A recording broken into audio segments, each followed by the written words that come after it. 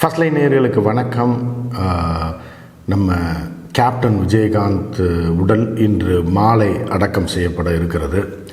இந்த நிலையில் நேற்று கேப்டன் விஜயகாந்த் மறைவிற்கு பிறகு முதல் வீடியோ, அதாவது யூடியூப்பில் பார்த்திங்கன்னா முதல் வீடியோவாக நம்ம ஒரு சிறிய பதிவு இட்டிருந்தோம்.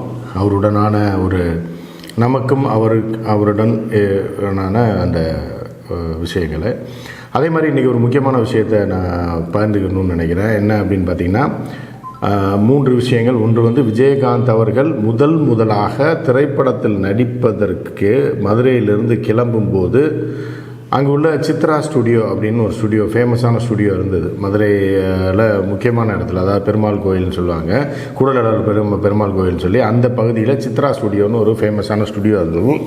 அதில் அவருடைய, அதாவது படத்தில் நடிக்கிறதுக்கு முன்னாடியே அந்த தூரத்திடி முழக்கமும் ஒரு படம், அந்த எம்ஏ காஜா தான் அவரோட முதல் தயாரிப்பாளர்.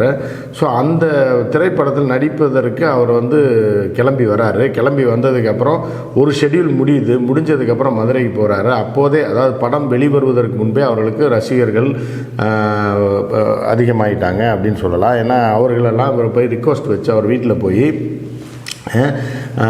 இந்த மாதிரி, அண்ணே உங்களோட ஃபோட்டோ எடுத்துக்கணும், நாங்களாம் உங்கள் ரசிகர்கள் அப்படின்னு சொல்லி அந்த பகுதியில் இப்போ இளைஞர்கள், அதாவது இளைஞர்னா 17 வயசு 18 வயசு பசங்க எல்லாருமே, அவர்களுக்கெல்லாம் இன்றைக்கு 60 வயசு 70 வயசு ஆகுது. அதில் என்னுடைய நண்பர் சேகர் அப்படின்னு சொல்லிட்டு, அவர் என்னையோட ஒரு 10-15 வருஷம் மூத்தவர்.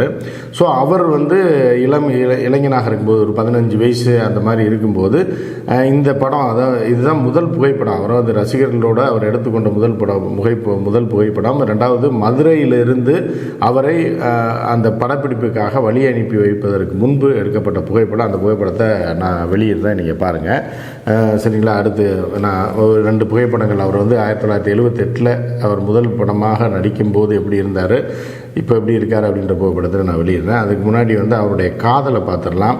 விஜயகாந்த் அவர்கள் பார்த்தீங்க அப்படின்னா, மதுரையிலேருந்து வண்டி ஏறி வந்ததுக்கப்புறம் அவர் ஒரு முக்கியமான விஷயம் சொல்லணும்னா, பல கதாநாயகிகள், அதை அவரே சொல்லியிருக்காரு, பல கதாநாயகிகள் அந்த காலகட்டத்தில் விஜயகாந்தோடு நடிக்க மறுத்தார்கள். ஏன்னா இவர் கருப்பாக இருக்கார் அப்படின்னு சொல்லிட்டு. முதலாக இவர் தூரத்திடி படம், சில படங்கள் எல்லாம் பார்த்திங்கன்னா கதாநாயகியே கிடைக்கல, புதுமுகங்களை தான் அறிமுகப்படுத்தினார்கள். சில பேர்லாம் நடிக்க மாட்டேன் என்று ஒதுங்கியவர்கள் சிலர் உண்டு, சரியா? பிற்காலத்தில் விஜயகாந்தை பார்த்து வாயை பிளந்து அவர்கள் மார்க்கெட்டிலேருந்து விஜயகாந்த் படத்தில் நடிக்க முடியுமா என்று பிளந்த நடிகைகள்லாம் இருக்குது. அவர்கள் பேரெலாம் வேண்டாம்னு நினைக்கிறேன். அது மூத்த நடிகைகள். இப்போல்லாம் ஒரு அம்மா இறந்து போச்சு, ஒரு அம்மா இருக்குது, ஒரு கட்சியில் இருக்குது. ஸோ அது போன்ற ஒரு சிலரெல்லாம் நடிக்க மறுத்த காலம் உண்டு. அதற்கப்புறம் விஜயகாந்த் அவர்களுடைய மார்க்கெட் பீக்குக்கு போனதுக்கப்புறம் நான் ஓடி ஹிந்தி நடிகைகள் முதற்கொண்டு, அவர் நடிக்காத லீடிங் நடிகைகளே கிடையாது. நீங்கள் ராதிகாவாக இருக்கட்டும், பானுப்பிரியாவாக இருக்கட்டும், அந்த காலகட்டத்தில் பீக்கில் இருந்த எல்லா நடிகைகளையும் அவர் நடிச்சிருக்கார், ஜோடி போட்டு நடிச்சிருக்காரு. அவரோட நடிப்பதற்கு மிக கம்ஃபர்ட்டாக ஃபீல் பண்ணி பல நடிகைகள் அவரோட சேர்ந்து நடித்திருக்கிறார்கள். பல படங்கள் நடித்த நடிகைகள்லாம் இருக்காங்க.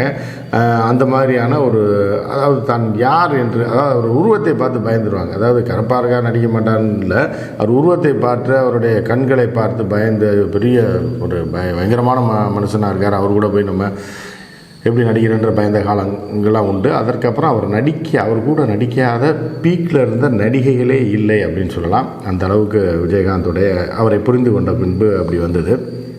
ஸோ அதற்கப்புறம் என்னென்னா, சில பேர் பழி வாங்குவாங்க.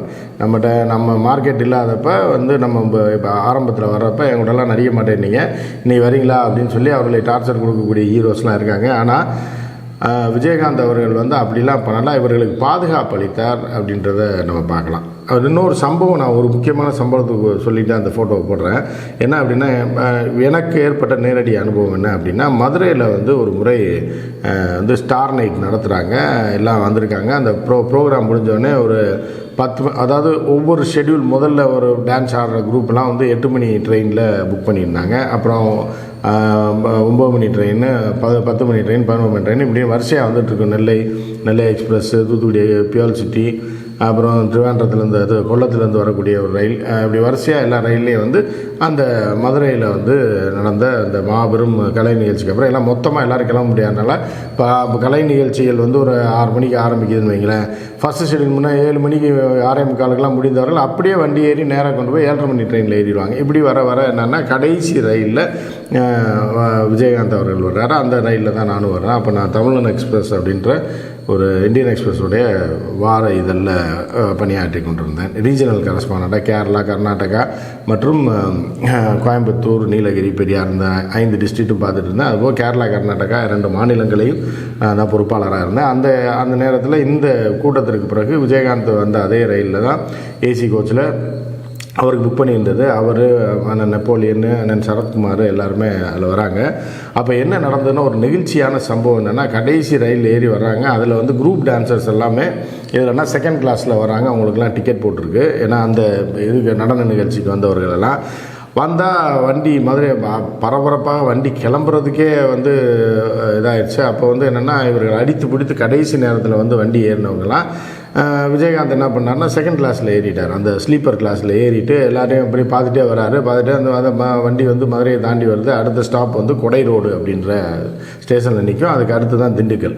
ஏன்னா சூப்பர் ஃபாஸ்ட் எக்ஸ்பிரஸ். அங்கே வரும்போது என்ன பண்ணுறாங்கன்னா இந்த பிள்ளைங்கள்லாம் வந்துடுச்சு. என்ன பண்ணிட்டாங்க, அண்ணா பசிக்குதுண்ணே, சாப்பிடவே இல்லைண்ணே, சாயந்தரம் ஏறினே அடித்து பிடிச்சி வந்தோடனே வண்டி ஏறினோடனே ஒரு டீ தானே குடித்தோம், இடையில ரொம்ப பசிக்குதுண்ணேன்னு சொல்லி இந்த பிள்ளைங்க சொல்லிட்டாங்க, பொம்பளை பிள்ளைங்க.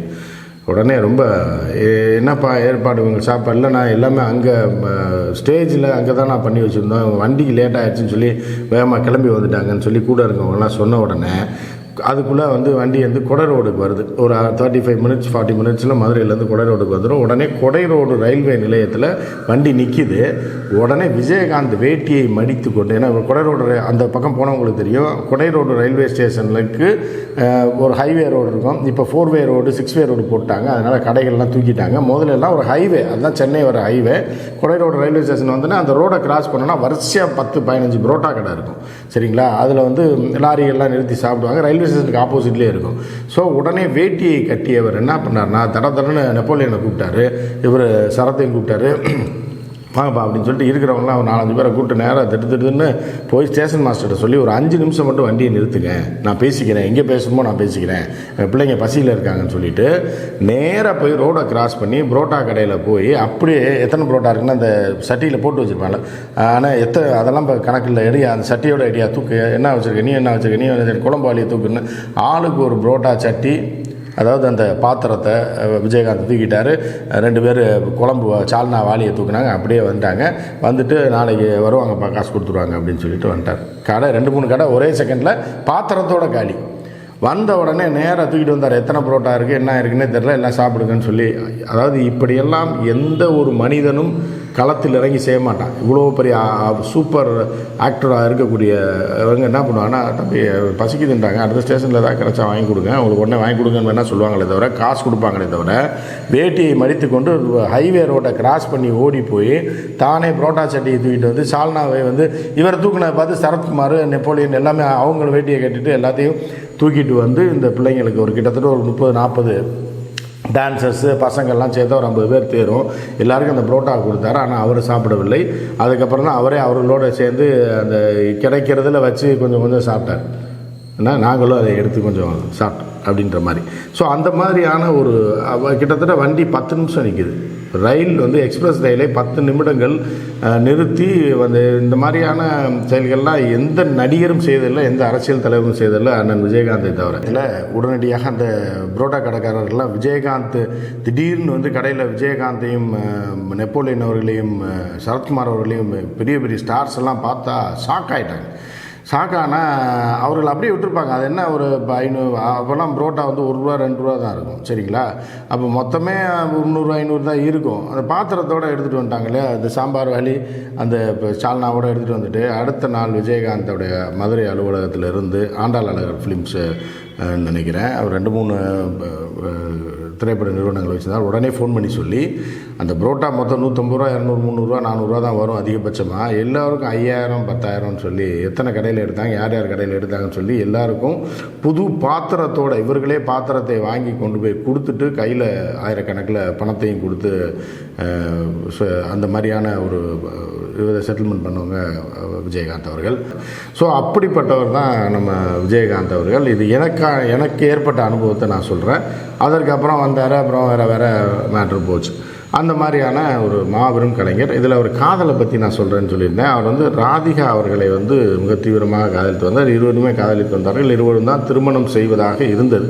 கிட்டத்தட்ட அவர்கள் ஜாதகம் பொருந்தவில்லை என்று மதுரையில் அவங்க அக்கா ஜாதகம் பார்க்குறாங்க.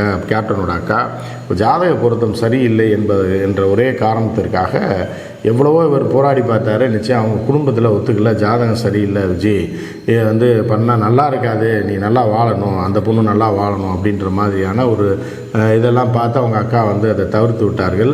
அப்புறம் வேறு வழி இல்லாமல் விஜயகாந்த் அந்த திருமணத்தை அந்த காதல் திருமணத்தை செய்ய முடியாமல் போனது. அதற்கப்புறம் தான் என்னென்னா விஜய் ஆசைப்பட்டாப்புல அந்த பொண்ணு மேலே, ராதிகா மேலே, அது மாதிரி ராதிகா மாதிரியே ஒரு பொண்ணை பிடிக்கணும்னு சொல்லி தான் நம்ம சிந்தனை செல்வி பிரேமலதாவை பிடிச்சது. இப்போ பிரேமலதா விஜயகாந்த் இருக்காங்களே இப்போ மனைவி, அந்த அம்மாவை போய் குடியாத்தத்தில் பார்த்து கல்யாணம் பண்ணாங்க. அந்த அம்மாவோட சொந்த ஊர் வேலூர் மாவட்டத்தில் உள்ள குடியாட்டம். அங்கே பண்ணது தான். அதுக்கப்புறம் என்ன நடந்துச்சுலாம் உங்களுக்கு தெரியும். இப்போ அண்ணன் விஜயகாந்த் மதுரையிலிருந்து கிளம்பி நடிக்க வந்த முதல் புகைப்படம், ரசிகர்களோட எடுத்துக்கொண்ட புகைப்படம் அவர் வழி அனுப்பி வந்தார் என்னோடய நண்பர் விஜய் சேகர். அவர் சேகர், அவர் குணசேகர் அவர் பேர். அவர் முதல் படத்தில் விஜயகாந்த் அவர்கள் நடிக்கும்போது அவர் வண்டி ஏற்றி விட்டு அந்த சித்ரா ஸ்டுடியோவில் எடுத்த ஃபோட்டோ. அவர் பக்கத்தில் அண்ணன் விஜயகாந்துக்கு பக்கத்தில் லெஃப்ட்டில் சிகப்பாக அவர் பின்னாடி நிற்பார். அவர் தான் விஜயசேகர். அவர் அந்த படத்தை எனக்கு அனுப்பியிருந்தார். அதே மாதிரி 78 படத்தில் நடிப்பதற்கு முன்பு விஜயகாந்த் எப்படி இருந்தார், இப்போது எப்படி இருந்தார்ன்ற புகைப்படத்தை நான் வெளியிடுறேன், பாருங்கள். ஸோ இன்னொரு விஷயம் என்ன அப்படின்னு பார்த்தீங்கன்னா, அவருடைய லட்சியத்தில் அவர் வாழ்க்கையில் வெற்றி பெற்றுட்டார் அப்படி தான் சொல்கிறோம். இந்த 4-5 வருடங்கள் அவர் உடல்நிலை சரியில்லாத தான் அவர் செய்த அவருக்கு ஏற்பட்ட ஒரு மிக மோசமான ஒரு விஷயம். மித்தபடி அவர் நன்றாக வாழ்ந்தார், சந்தோஷமாக வாழ்ந்தார், எல்லாவற்றையும் நன்றாக அனுபவித்தார். ஒரு லட்சிய கனவோடு மதுரையிலிருந்து கிளம்பி வந்தவர் இன்று அவருக்கு அரசு மரியாதையோடு அவர் உடல் அடக்கம் செய்யப்படுகிறது என்றால் அவருடைய லட்சியத்தில் அவர் வெற்றி அடைந்திருக்கிறார் என்றுதான் பொருள். அவரை நாம் இழந்து விட்டாலும் அவர் கொண்ட லட்சியத்தில் நிச்சயமாக அவர் வென்றிருக்கிறார்.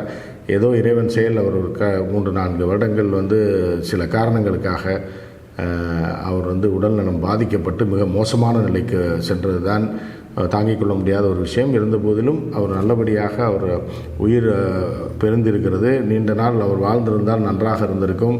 இருந்த போதிலும் அவர் ஆன்மா சாந்தி அடைய நாம் அனைவரும் இறைவனை பிரார்த்திப்போம். நன்றி, வணக்கம்.